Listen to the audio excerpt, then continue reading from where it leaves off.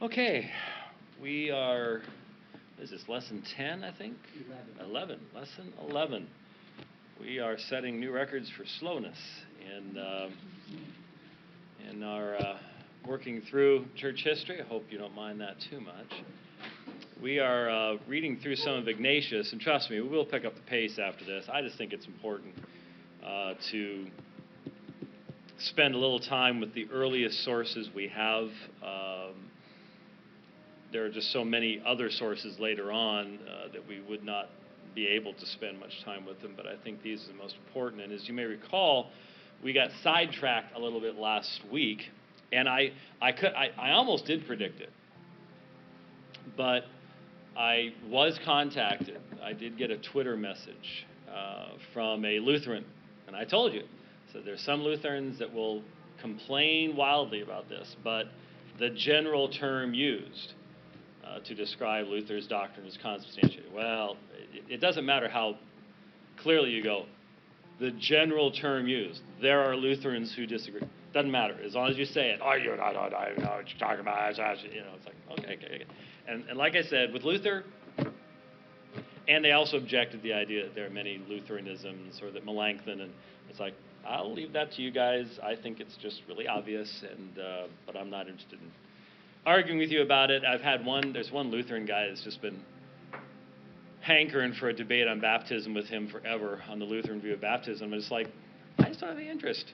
I don't feel any compulsion to debate every topic known to man. If I don't have an interest in it, why, find somebody who actually finds it to be interesting. I don't want to debate baptism with Lutherans. Just the amount of time it would take to define which Luther we're talking about would pretty much exhaust our time. I'm just not interested. Find somebody who is. But I have to be interested in whatever I'm told to be interested in. So anyway, we had jumped the track because we had read the section in Ignatius's epistle to the Smyrnians about the flesh of our Savior Jesus Christ and the abuse of that text in modern Roman Catholic apologetics. And once we provide the background, then we understand why the Gnostics refused to view the Lord's Supper appropriately, is because they rejected the physical incarnation of Jesus Christ. And so they did not believe that Christ had taken on human flesh, and therefore the idea of memorializing flesh and blood is going to be rejected by them.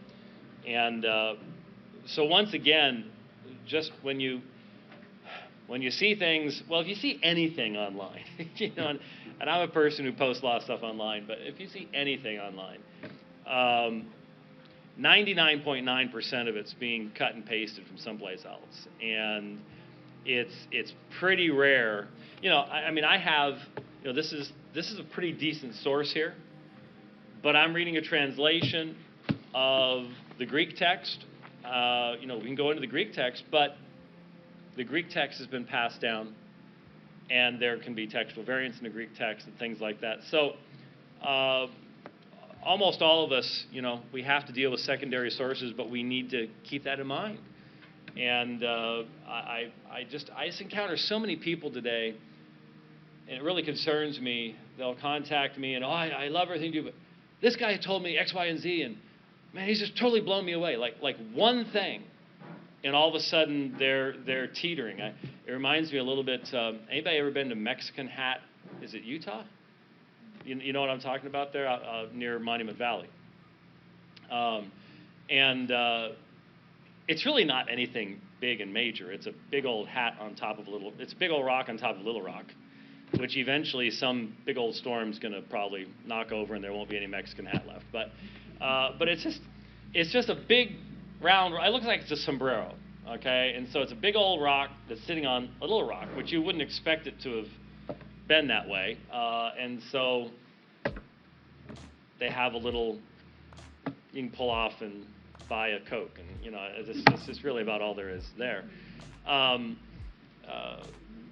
But that's sort of people making a really huge big deal out of just a little thing, and they just seem really tenuous in their faith, that easily blown about, like one big old storm's going to knock that thing right off what it's sitting on, and that concerns me.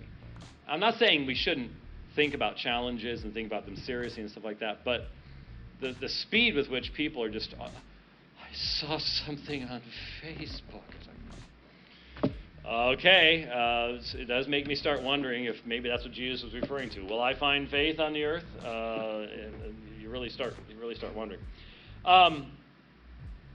Okay. One other thing to mention here, since we're in the Smyrnians, and we will see this developing later on. This becomes really important. And again, I've noticed something. Whenever I mention Roman Catholicism, we jump track because everybody has all sorts of questions. Many of you have family members or are yourselves former Roman Catholics. Or I should mention on Tuesday, Lord willing, we're going to be doing something on the dividing line. William Lane Craig just put out a video with comments on Roman Catholicism that I think are really illustrative of the collapse of evangelical distinctives when it comes to the gospel that we're experiencing in our day. And I'll be addressing that on Tuesday. So it's a live topic. There's no two ways about it. And as we get pushed closer and closer to the Roman Catholics, in the sense that in our society, the space for us to exist and express ourselves is going to become smaller and smaller. We already know Facebook is editing things and deleting posts, and YouTube does the same thing, and it's just going to become more and more overt over time. And as we get pushed closer and closer, we're going to have to think more and more clearly about our relationship. And for the majority of those who call themselves evangelicals today, since they don't even realize this, but when it comes to what the dividing line, soteriologically speaking, was in the Reformation, they've already crossed over to the Roman side of that. They're already synergists. They already believe in a universal atonement.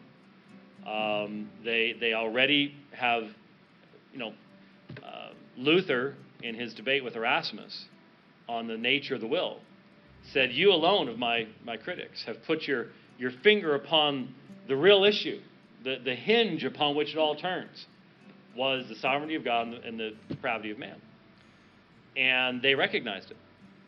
And the vast majority of evangelicals have already paddled over to the other side of the Tiber. They just haven't bothered to get out on the other side because they don't like the smells and bells and the funny hats and stuff like that. But on the real issue,